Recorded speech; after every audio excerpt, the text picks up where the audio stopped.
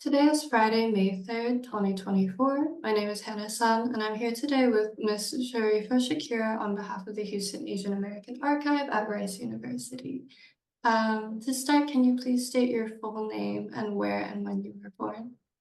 Sure. My name is Sharifah Shakirah. I was born in Buthidaung Township in Arakan State, Burma, and I grew up in Malaysia as a refugee. Wonderful, thank you so much. And how would you describe the household you grew up in?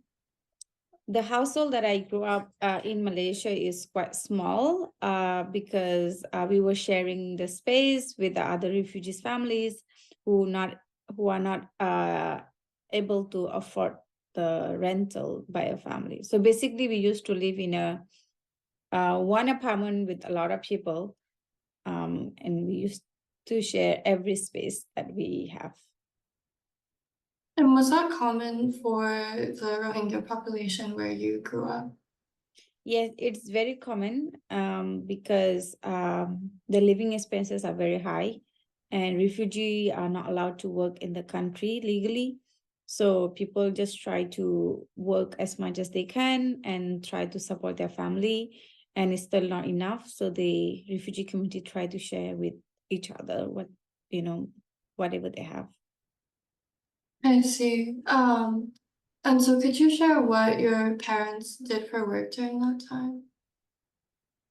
Can you repeat again?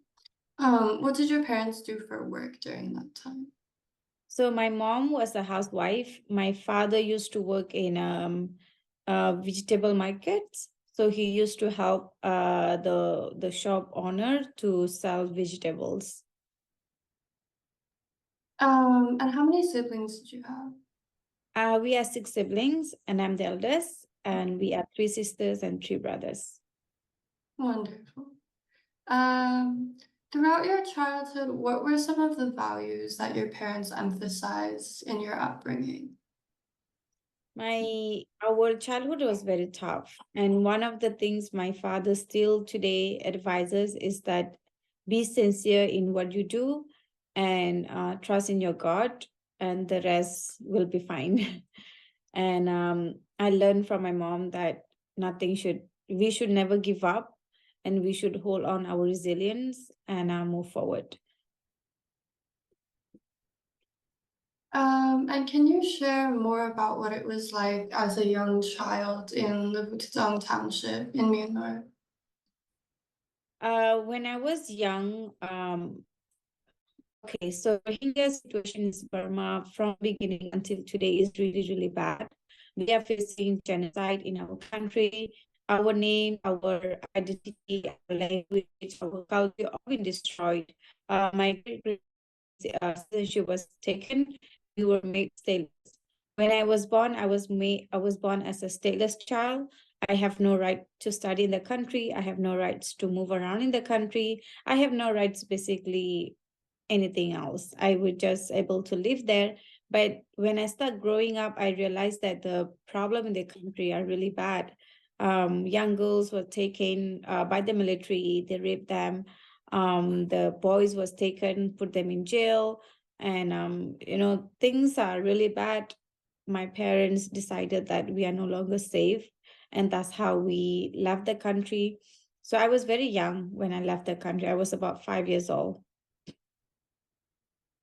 I see. And was your entire family able to leave together?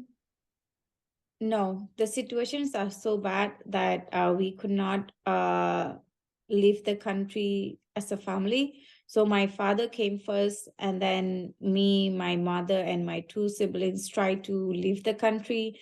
But again, the situation was so bad that my mom was in prison because we are not allowed to travel within the country.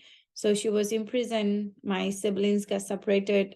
And after 2 years, we continued the journey individually. So my siblings, one by one, crossed the borders, myself, my mom. After that, after a few months, we reunite as a family in Malaysia. Oh, wow. How was the process of kind of finding each other again and reuniting like in Malaysia? So my father was still in touch with us. So we know where he was, and he know where we are. It's just that we are not allowed to meet each other, but we were in contact over the phone time to time. I see. And as you're kind of describing, and so much of your activism really centers and works to support the Rohingya population, could you speak more to what that community is like in Malaysia specifically? Sure. So like I said, we were made to leave our country for many, many years now. And I grew up as a refugee child in Malaysia who never had opportunity to go to school, never had right to work there, never have a right to do anything basically. And I'm always felt that I don't belong there. I'm not accepted. So my life was really hard. I couldn't feel that I belong there basically.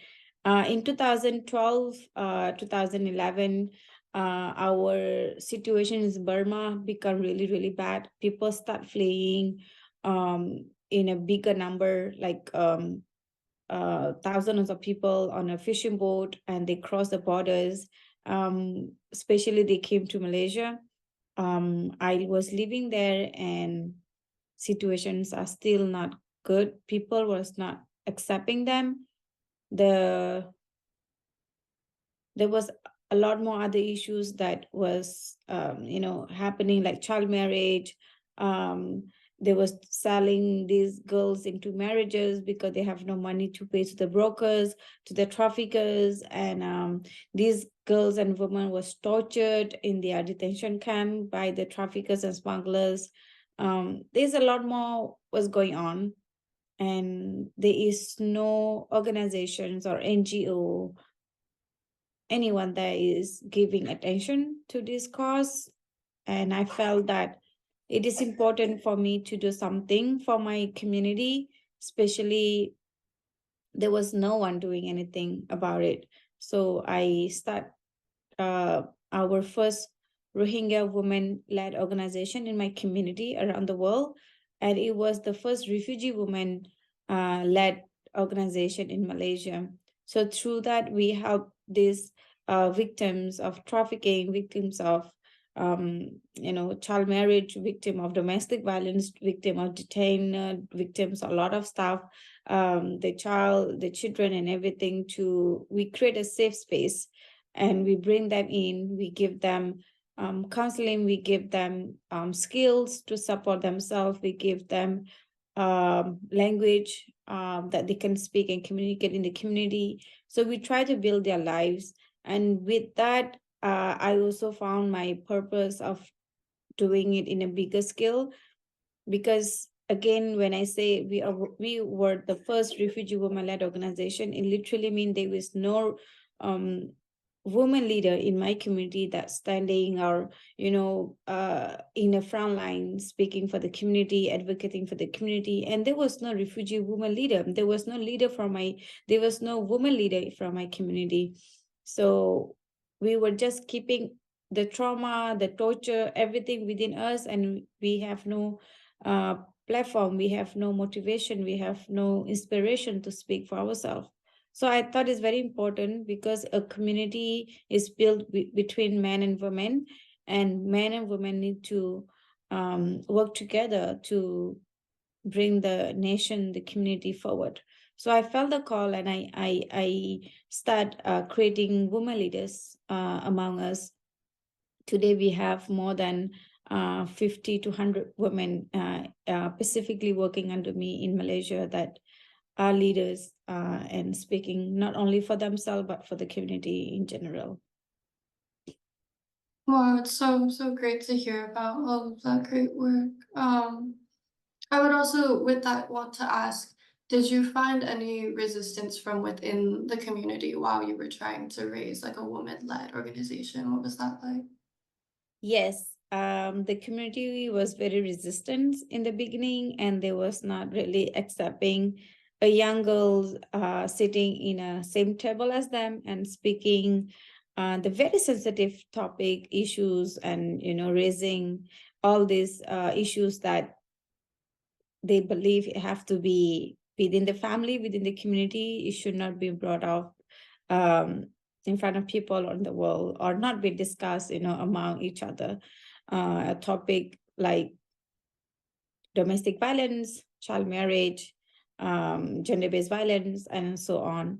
So I was very vocal about what I was doing, and these people was also feeling very insecure about my assistant, because I was doing and saying things that need to be done, and non-Rohingya were paying attention to what I was saying, and they were trying to help me in my mission. So all the men or so-called leaders, they was not liking me. I had a lot of life-threatening incidents that happened. There was time I could not live in my place. I literally 1 week in one place, another week in different places. I used to live in hotels. And I used to live in a fear that someone is knocking my door and something is happening. So I was really in trauma because of my work, but I never give up. I did what I need to do. And today, the community are more accepting of what I do.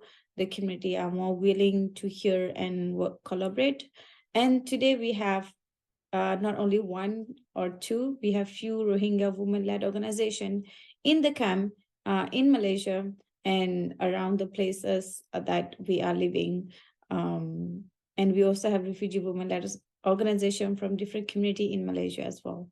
So it motivates me that you should not just be frightened about someone threatening you, but you should move forward and doing what you believe in.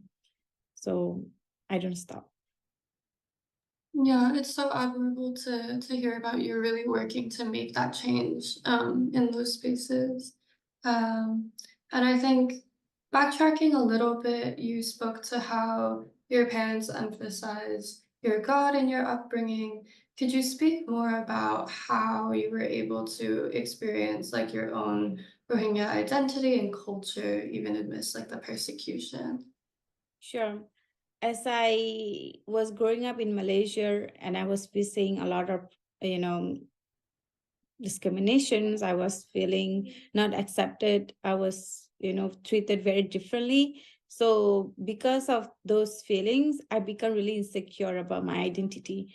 I tried to learn new languages, try to dress up like a local people, try to behave like a local people so that I got accepted and I have a friend, basically. So I did try about that, but when I start growing up, especially in 2012, when all this incident happened, it was all over the news.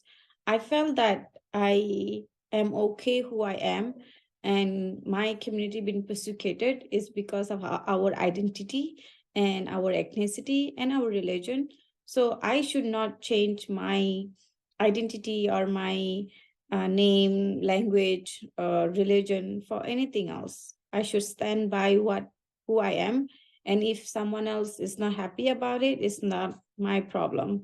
So I start accepting who I am, and I believe in myself, and I stand strong. So people have to accept me because I accept myself. I don't have very close friend from childhood in Malaysia, from the local community, but I have good supporters, good friends, good sisters in Malaysia from local community that till today stand by my mission and stand by what I believe in. So it was hard, but it is what it is. And with that process, I always, you see, refugee community like us, the genocide survivors like us, we have nothing left with us. We have no strong protection. We have no strong stand. We have no law that, stand by us. Like there's nothing. The only hope that we have is the God. And we always hope on him, and he's the one who guides us. He's the one who's protect us. With that understanding and with that belief, we could stand for ourselves, we could come out of our trauma. So refugee like us have no option but to believe in what you have and believe in what you see and come out of it. Make your weakness as a strength, make your struggle as a strength, and move forward. That's all we learn from our life, and that's how it should be. And I, even though my kids are citizens in United States, they are born here, but I still want to give them that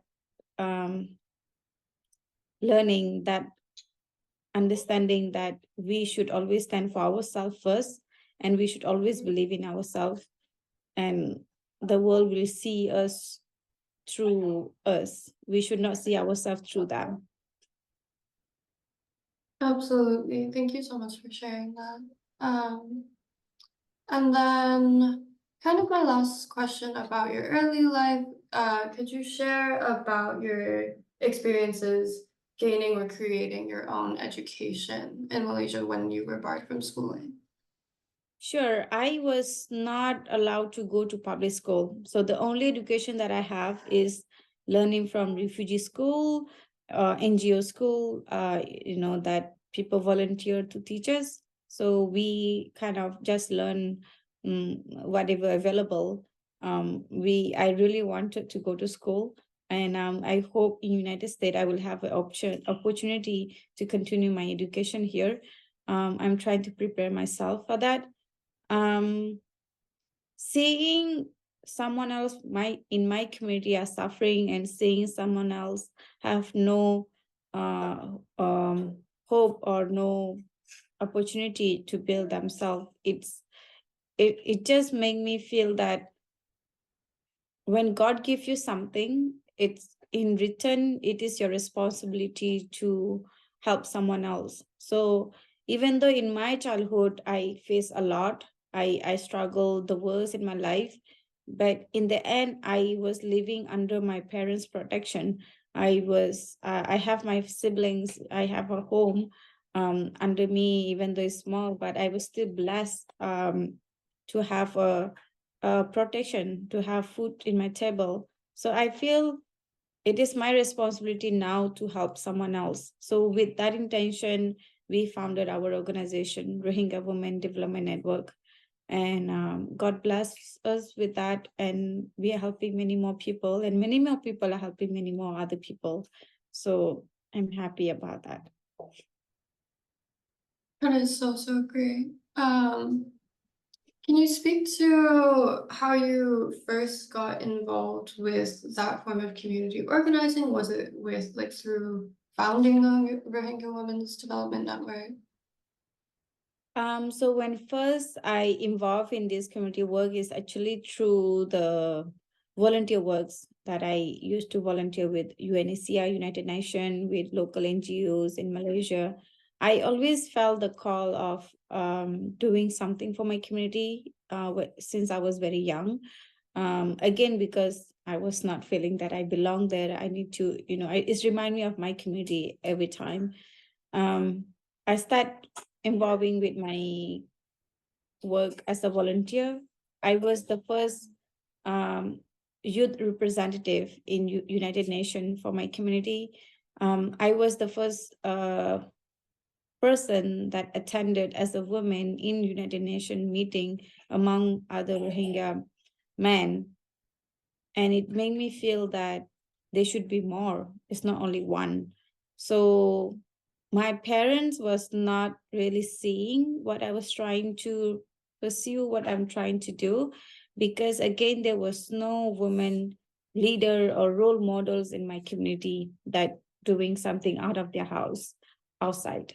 Never sit side to side with a man in a meeting and, present their community. So my parent was not saying what I want to do. And I think they also feel insecure to allow me to go to do what I do, because it's not safe. Nobody going to accept you. But slowly, when they see that I involve in opportunities, when I really stubborn in what I want to do, really, really passionate. So they allow me, they start opening the door for me slowly. And with that, I make sure they believe in me. I make sure they trust in what I do. I make sure they know that I'm not never gonna bring them down. So with that intention, with that efforts, my parents believe in me. They start helping me.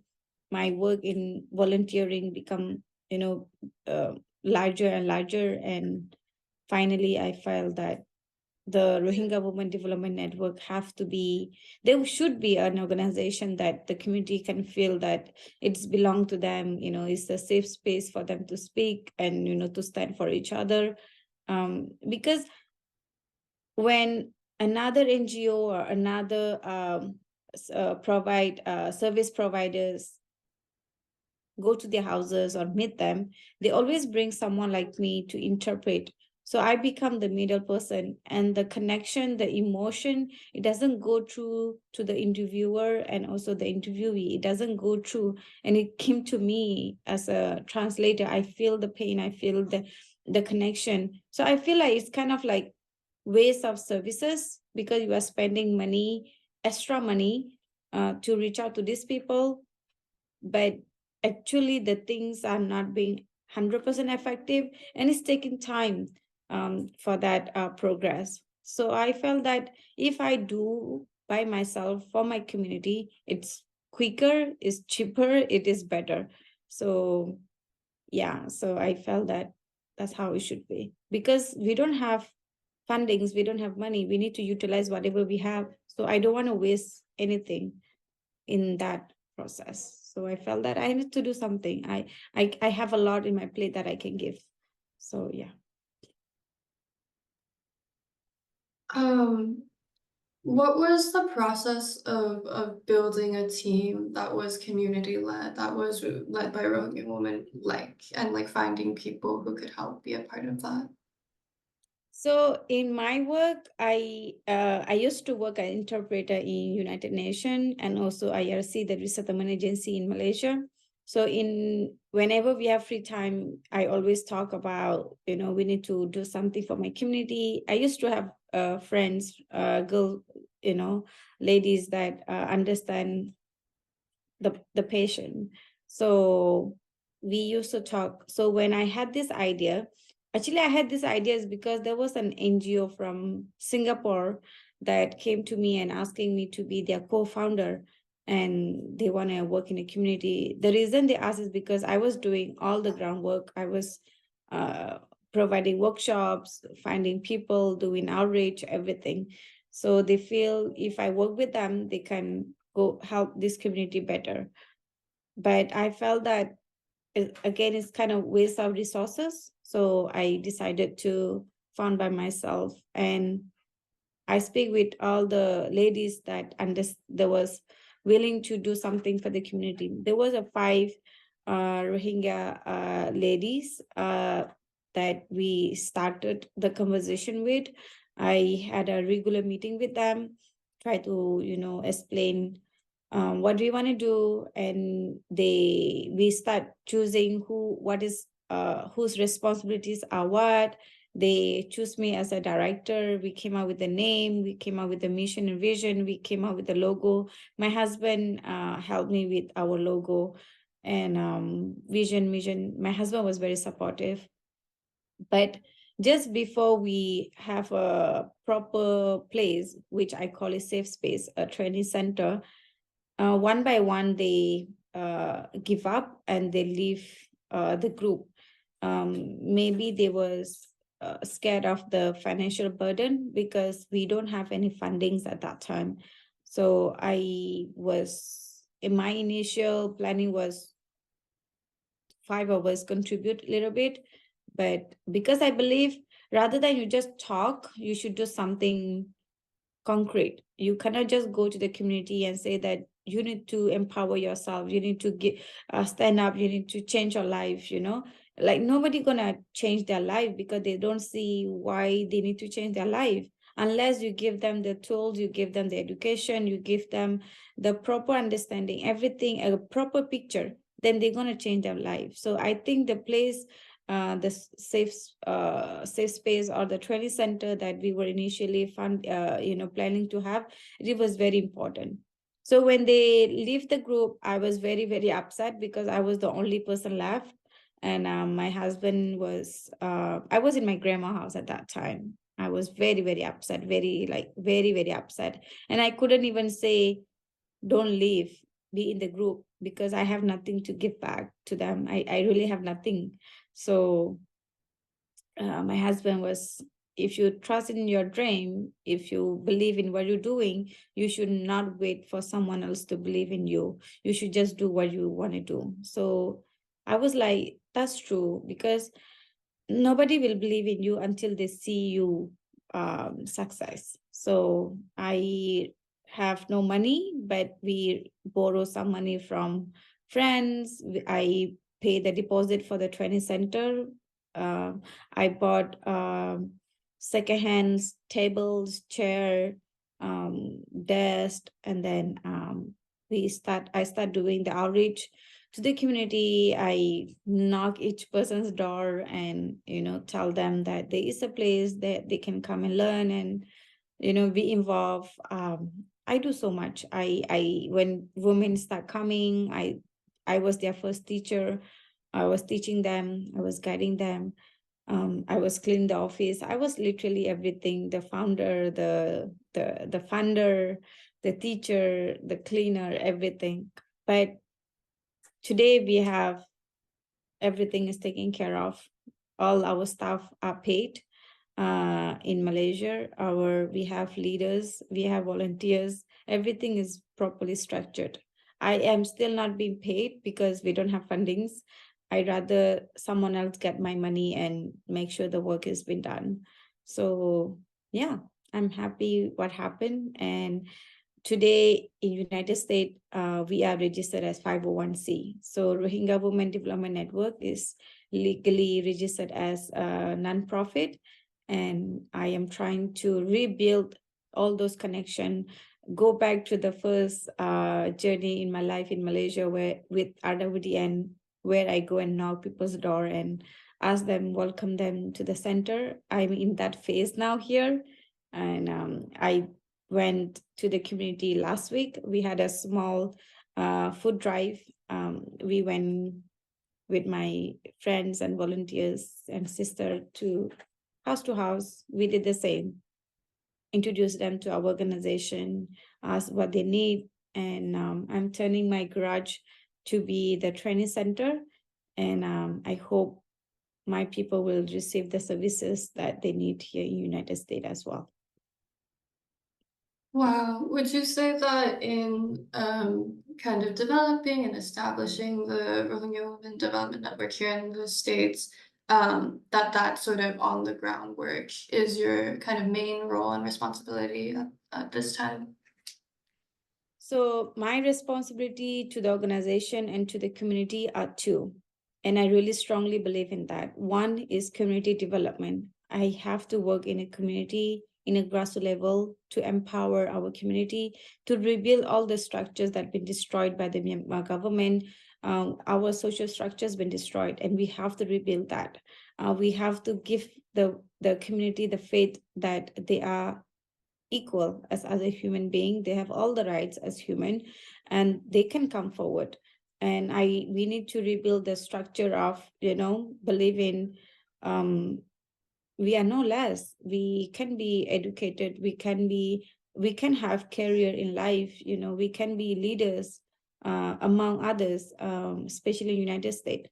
So we have to rebuild ourselves. We need to give that hope. We have to rebuild our language, our culture. But just by going to their house, just speaking to them, nothing gonna change. You need to give skills to women so that they are financially empowered. We need to give them language so that they can speak and communicate. We need to give them counseling so that they came up with their trauma, with their mental health issue. There's a lot of things that we need to do in a grassroots level work that will help my community be strong again. That have to be done. And inshallah, I'm trying my best. Second is advocacy. The genocide in Myanmar have not ended.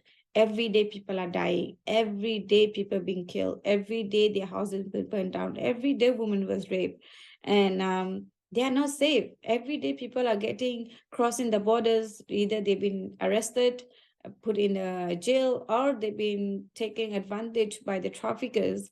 And most of this the young women and children. So advocacy work have to be also be done at the same time. So I do advocacy work with the government here. I do advocacy internationally. I attend conferences. I do whatever I need to do. And every month, every year, August 25th is our Rohingya Genocide Remembrance Day. And we had already accommodated that event in Houston past 2-3 years. And this year we are planning to have it again, to tell the world that there is a human exist like Rohingya from Asia and from Burma. And these people are facing genocide. They are having refugee crisis. They are having a lot of issues in the community, and they need to be heard. And at the same time, organizing this event also give a hope to my community that they are not alone. We are together, and we're gonna stand and help each other out in this process. So yes, and I wish and hope that someone from your place or your group can also come and volunteer, help us organize this event as well. That would be so wonderful. Can you share more about what the response in Houston has been like to Rohingya Women's Development Network in general, to the Genocide Remembrance event, kind of both within the community and outside of it? To be really honest, my work compared to how I started in Malaysia is way easy here, because people know me, my community know me. They are people that I already work with them in Malaysia, are resettled here. I've been in news, so they are aware of my existence. They respect me. I have no one from the community have rejected me so far. People are willing to work. Every Rohingya Genocide Remembrance Day we had, they was very supportive. Women cook, men contribute, the children come. We had young youth last year that speak about their parents' experience. Everybody come together. So I think the people here are very willing and to hear, to get help. At the same time, they're also looking forward to help out, at least be a voice for their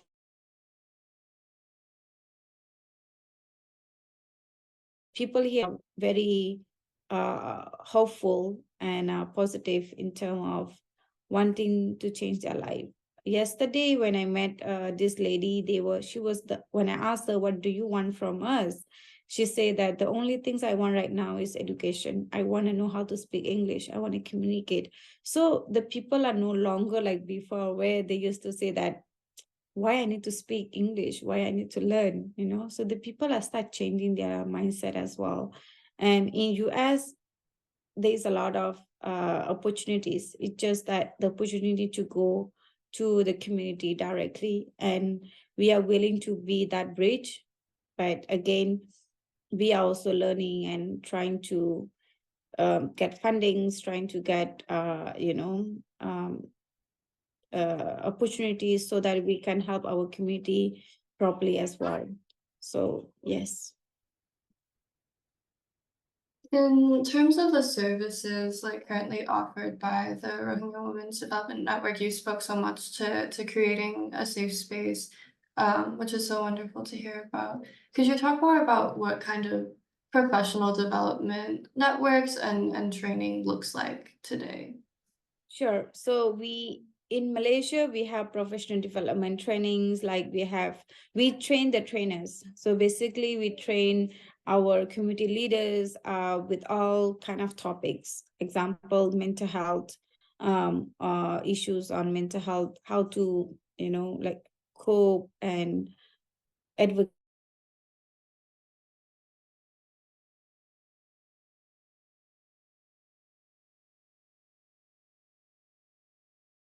train them how to communicate with UNHCR with the refugee status, all those things, how to ask for resettlement, all those things we train. And it's been successful. So we collaborate with local NGOs. Sometimes we create our own program to train the trainers. When we train the trainers will organize workshops within the community, and they will give back the training that they receive from us. So it's like let's say we train 20 people. These 20 people organize each person maybe 20 or more workshop by themselves to the community. So these are the similar opportunities that we are looking forward here in Houston, and we want to give back the same. Earlier, I mentioned about skill buildings. We have recipe books that we are created. I have here with me. We have 10 women that came up with their 10 recipes, with their 10 stories to tell the world that, we exist. And when we sell the book, the money go back to them, to those women, to the organization, to do more work.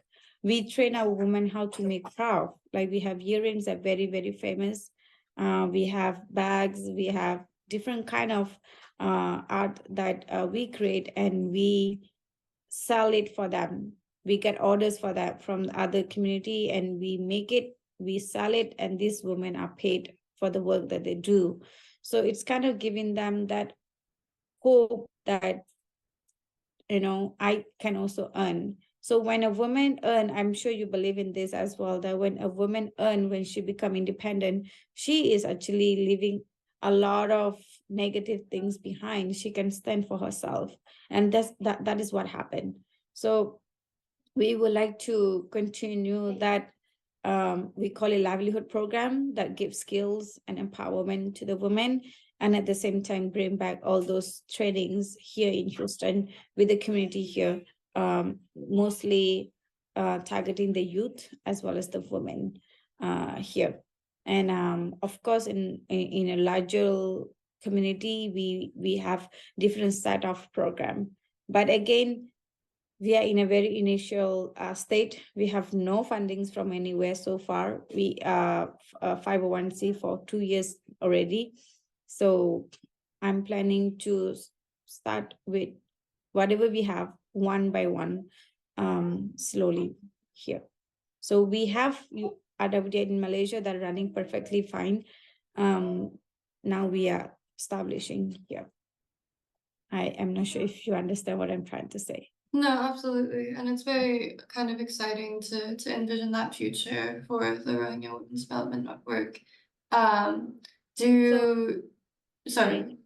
We have tools, we have vision, we have mission, we know what we want to do. We have everything. It's just that one thing we need is fundings to really make it those things available. Did I cut off? No, I think you're great. Wonderful. And so kind of looking in the long term for the future, would you want to expand to other states in the US? Are there other cities in the US that have significant Rohingya populations? Yes, of course. So even now we have a partnership with Planted Forward. Is an urban farm organization, nonprofit, that we already put 2 community members in their organization that are learning how to do farming. So we already is trying to find options to collaborate among the local community here, NGOs here, people here, so that we can do whatever we need to do. I've been traveling around the US, so I've been to a few states like Milwaukee, Chicago, Indiana, Michigan, in the purpose of intention of training the community. I already had few trainings over there. We have one more training coming up, maybe in Dallas or in Houston. So yes, we will be expanding our network as wide as we can, because the community need help. But most of the time, to save the money and to save the time, we will come out with the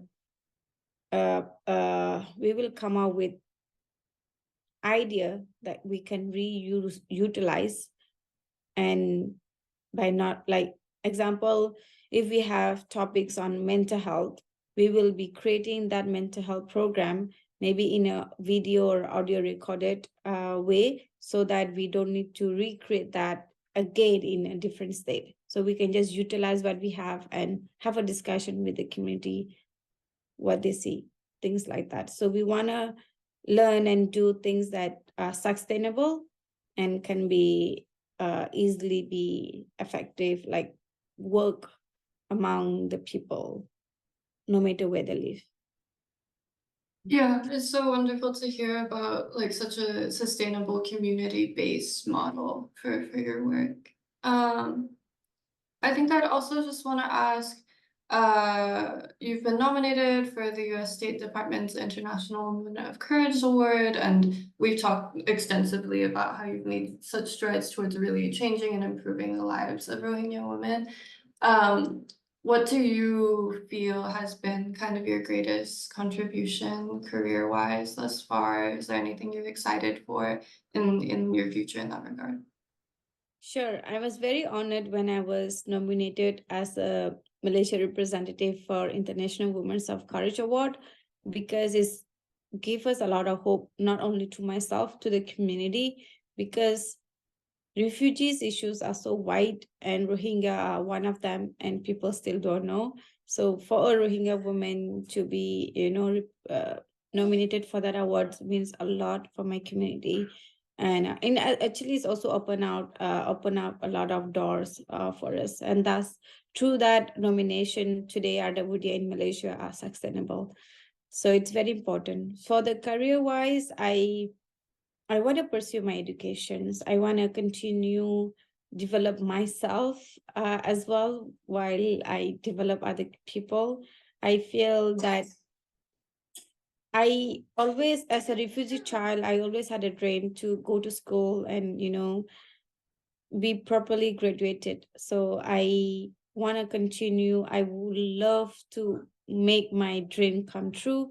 I want to study in US and learn and hold the degree in my hand. Also to give an inspiration to the Rohingya community, especially women, that being a mom, being a refugee, being an activist, being a whatever you're gonna call, but if you want, you can do it, especially in education. So I would like to develop myself, and I would like to travel the world with this work. I have already applied for my citizenship. I'm just hoping that I will get it within this year. And as soon as I get my passport, which is my wings to fly, my everything, my freedom, I will be traveling to refugee camps in Bangladesh. I want to go back to Malaysia. I want to meet people. I want to, expand my work for my people. So, yes. Thank you so much for sharing that. I also very much hope that you're able to continue to pursue your personal goals. And then in the kind of global field or stage of activism and advocacy, have you faced discrimination or barriers as a refugee woman, as a Rohingya woman? Yes. So every time they want my background, so one thing they always ask me is, what is my education level? I have no education level. I only studied in a refugee, improper way, like refugee school, NGO school. So I have no documents or no certificate to prove how much I have learned.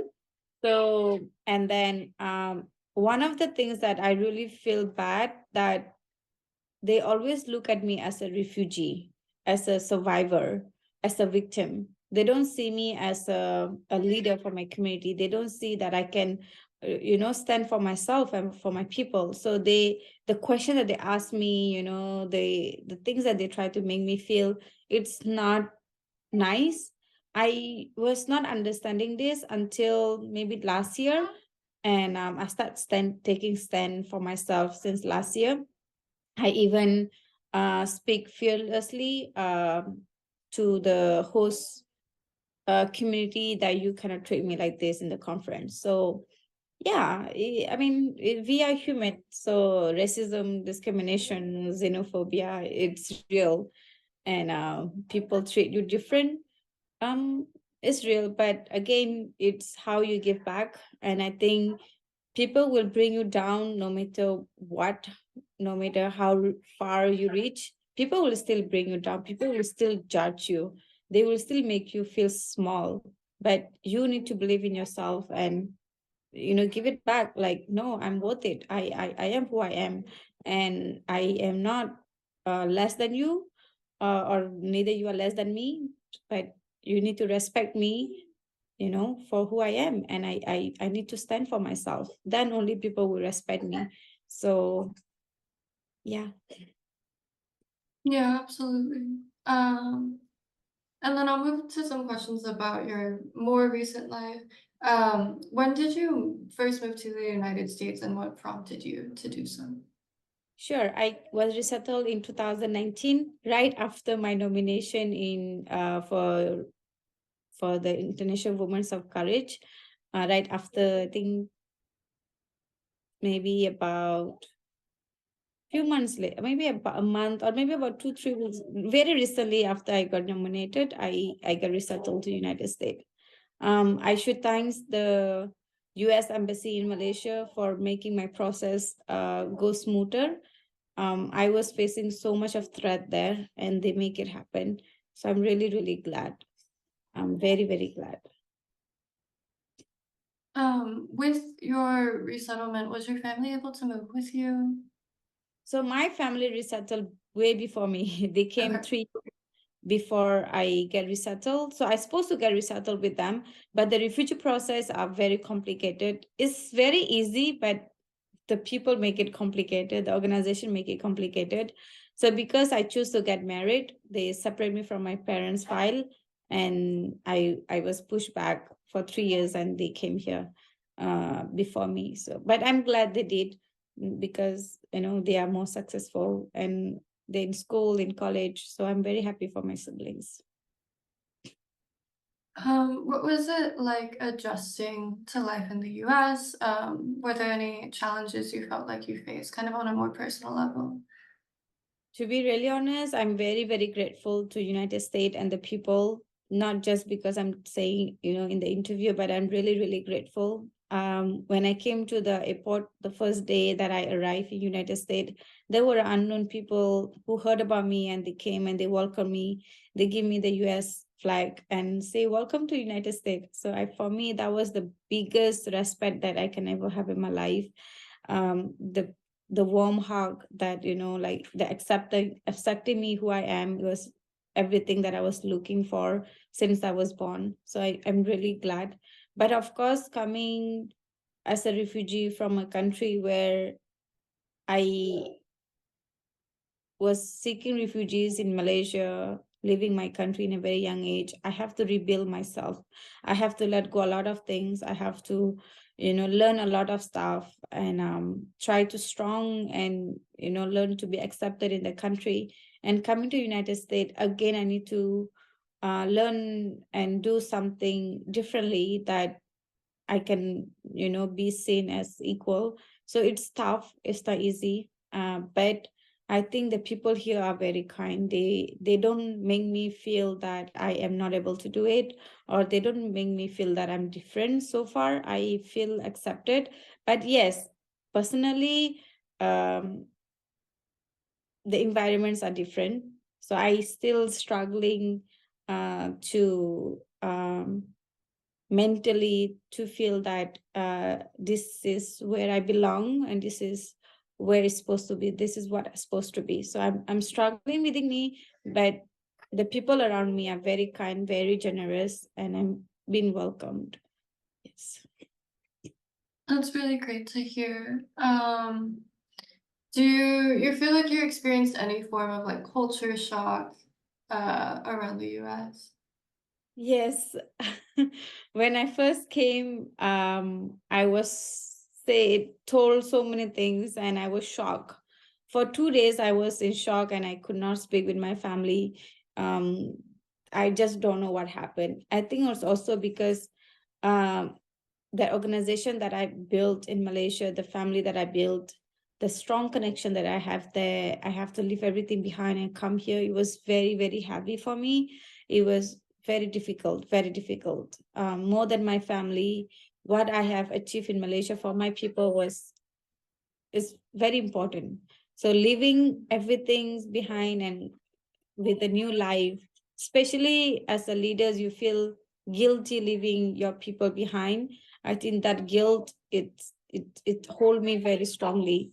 So I could not accept what was happening. I could not accept the reality. So I was not speaking with my family for 2 days. And then I emotionally was crying. I was not understanding what's happening. And when I go to store or ask questions, and they was like, oh, you don't say like that here, or you don't do like that here. So it's kind of like, why you cannot do like that here, things like that. So yeah, the food, the places, there's a lot of things I learned. I'm still learning, and it shocked me time to time, but it is what it is.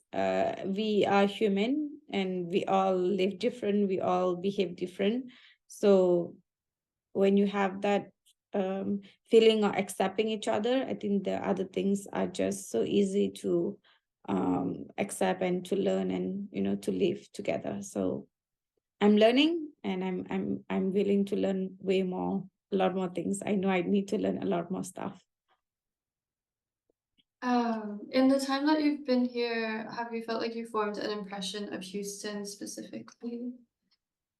So before I came to United States, I was told the the Texas is huge. So when they say that if I need to order food, I need to order one plate for 2 persons because the portions are so big. So it's a large portion. And I was like, that might not be true. But when I came here, it is true. The food, and every time I go to the restaurant, I have to I need to pack the food home. The buildings are shorter in Texas compared to Malaysia. So it's kind of like, it's kind of weird. And yeah, I think things are different, obviously. It is beautiful too. I love how in Texas, like everyone is around each other. Where I grew up is also this 3 main community, like Chinese, Indians, Malay, they live as a diverse community in Malaysia, and they respect each other's culture and food. And Texas are not very far from what I grew up with. There's a lot of people here from different communities. There's a lot of food, different type of foods. And one thing I like about Texas the most is that you can find halal food wherever you go.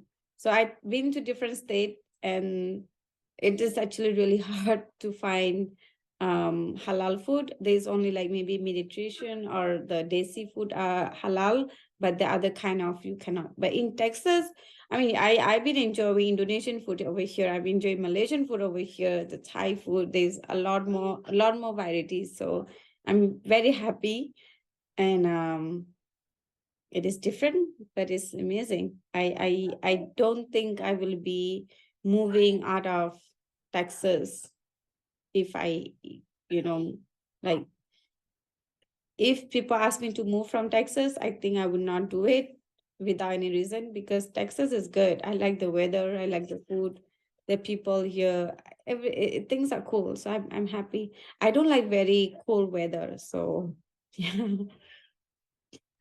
That's great to hear.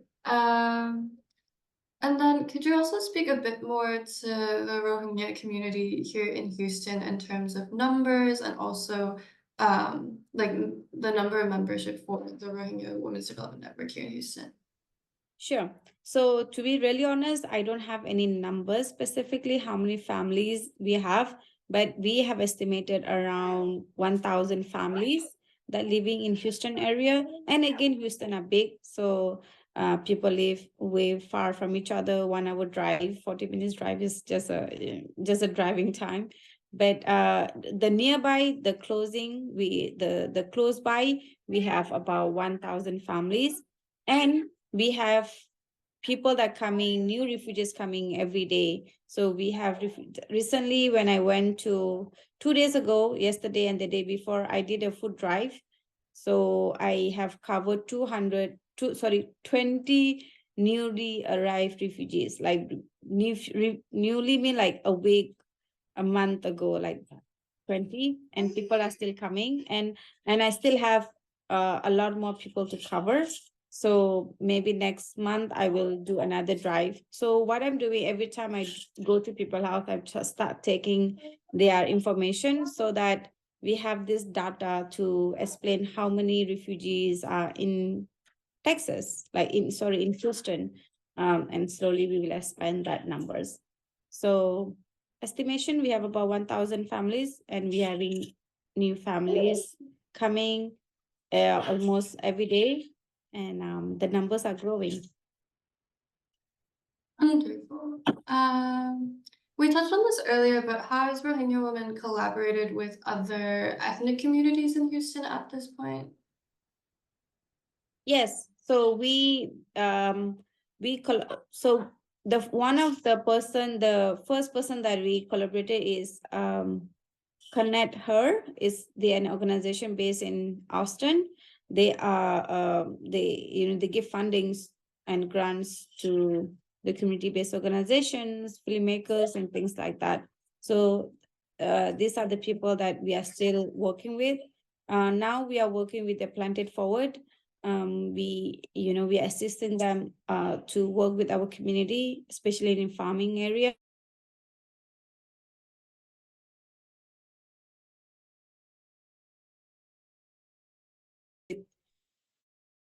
Religious group, different ethnic group, and also with the local NGOs that based here. So we are, and also I forgot to mention about with the legal teams, like the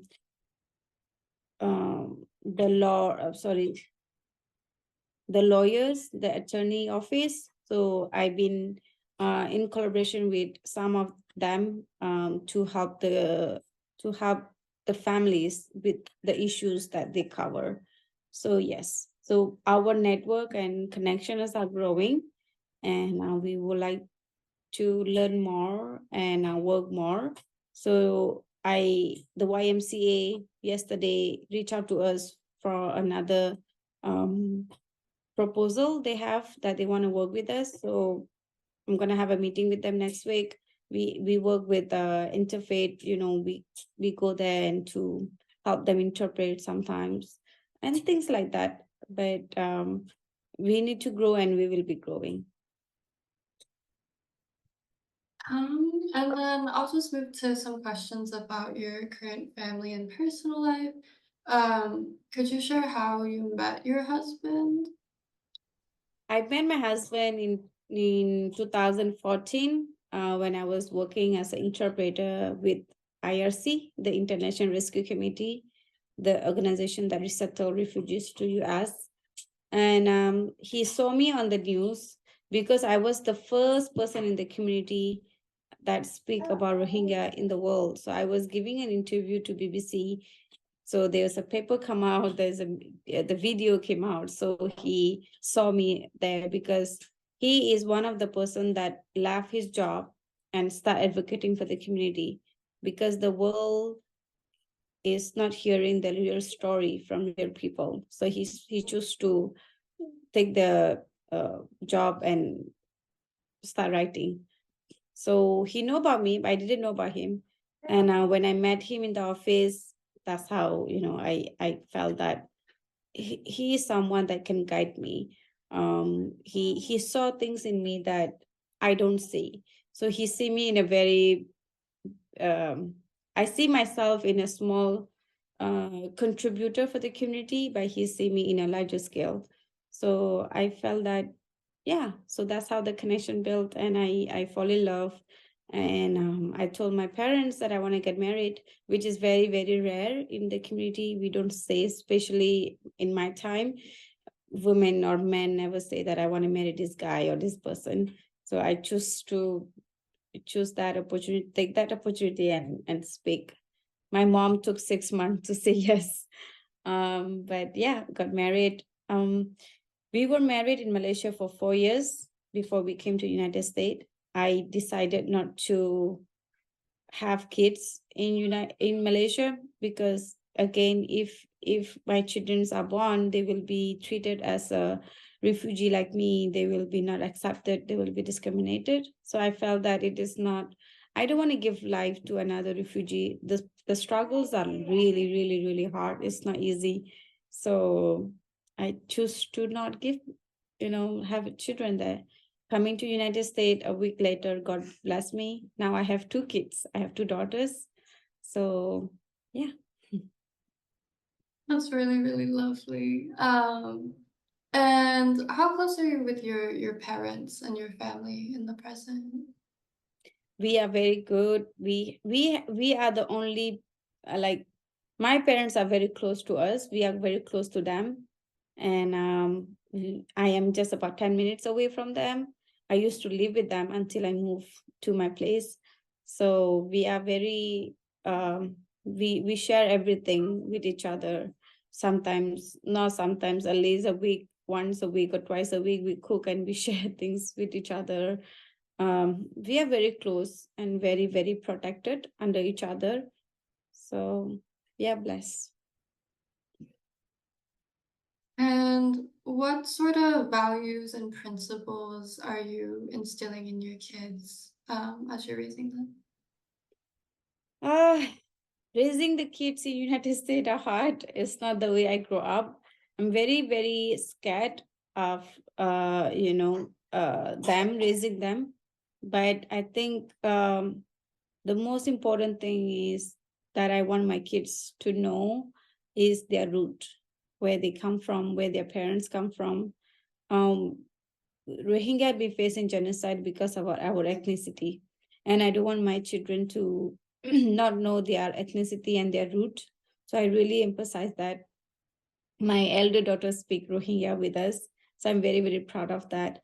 And I want to teach them that, they are no difference. They are as equal as others. And they just have to work hard for themselves, to improve themselves, for themselves, not for others. And they can be whoever, whatever they want, as long as they hold in the principle, their root, and their religion. And I want my daughters to give back to the community. So when I'm no longer alive, I want what I have built to be continued, and I want to put that responsibility to my children so that they carry it. And because the work that we started is not gonna, we won't get the result 100% in 10 years, in 20 years. We need to work harder each day, because building a community, building the nation is not an easy work. And it's not a work that can be done within 5 years, 10 years. It has to be work that be done generation to generation. And I would like my children also contribute in that efforts. Wonderful. And then we've spoken on this a lot, but just for the record of the archive, how do you identify yourself ethnically? I am Rohingya from Asia, and soon I will be Rohingya American. And then what in your entire life do you feel most proud of? I think one thing that I'm very proud of myself is that I am Rohingya. I was born as Rohingya, and I am proud of whatever I've go through, because it made me who I am today. If I did not go through the worst of the worst in my life when I was young, I don't think so today I will be sitting here and speaking to you. I don't think so I will be strong enough, stand as a woman, as a mother, as a wife in front of the world and say that I'm worth it and I am who I am. I'm not ashamed of that I'm not educated enough. I'm not ashamed of being refugee. I'm not ashamed of being a victim. I am proud of who I am. And I think all these things it's a blessing from God to make you strong and to make you see your part more clearly and to be in a right part. It's very easy for us to get influenced something wrong very quickly, but to do something right, it takes a lot of guidance and a lot of efforts. And whatever I have gone through, it's not nice, and I wish nobody get that. I pray and work hard so that no other child go through the pain that I go through. But I again use my weakness as a strength and make things best out of it. I'm proud who I am. I am proud. I'm a proud mother.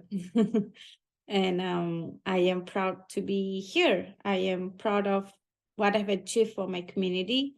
I am very proud that I can stand as a strong voice, especially being a woman in my community. And I'm proud that I could change people's life. I am proud. I'm very proud. I'm not arrogant. I don't like arrogance, but I'm very, very proud. And I am proud that I can recognize my good efforts and, be proud of it. So I think people don't make you realize how good you are, or people don't give you credit for things that you do. And sometimes in this really hard work, this kind of work is really demotivate you. But it's important that you recognize your efforts, you recognize the good things that you do, and you be proud of that and own it. And that will motivate you to go forward. So I always make sure that I recognize all the small things or big things that I do and be proud of it. So that it's give me a purpose, to move forward and do better each day. So I'm proud to be who I am. I'm very complicated. I talk a lot, but I'm proud to be who I am. Absolutely. And then when and where do you feel most at home? Can you repeat? When and where do you feel most at home? When and where I feel most at home? When I'm with my parents and I'm here with my family, my children. So I feel I am home. But I also want to go back where I was born. I really, really, really want to go back and see and feel the air again where I was born. Many people say it's not possible. The government would not allow me to go back. But deep inside me say that one day I will be able to go back, at least before I die. So yeah, for now, this is where I belong. This is my home, and my families are my home. That's really beautiful. Thank you for that. What are your hopes for the future of Rohingya communities in the US and around the world? I really wish and hope that our issues really been heard and something concrete come out of it. The people who are stuck in the camp can go back to their land, to their home. The people who are stuck in countries like Malaysia, in Bangladesh, in India, Indonesia, that willing to get resettled and build their life, get an opportunity. So like me, who had an opportunity to build myself and my family, my identity, get all the protection, all the freedom that I deserve. They deserve the same. So I wish and hope that they will, receive that. I pray and hope that the genocide in Myanmar and my people being recognized as a citizen of Burma again.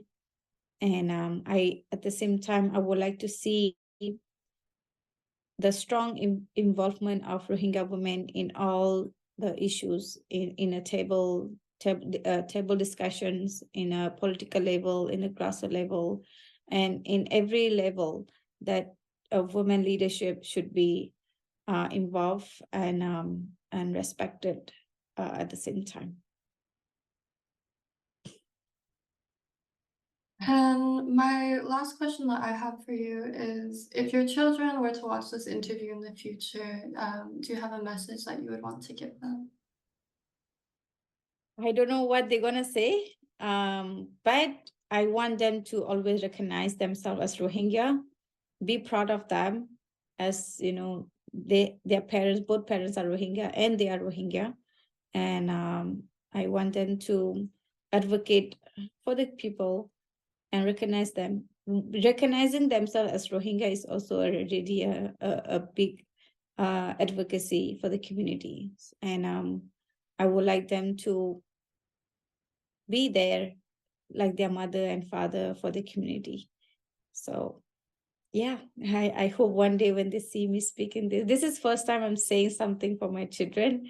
So I really want them to recognize themselves as Rohingya and be proud of it. Wonderful. Yeah, that's all that I have. Is there anything that you would like to add that we haven't covered yet?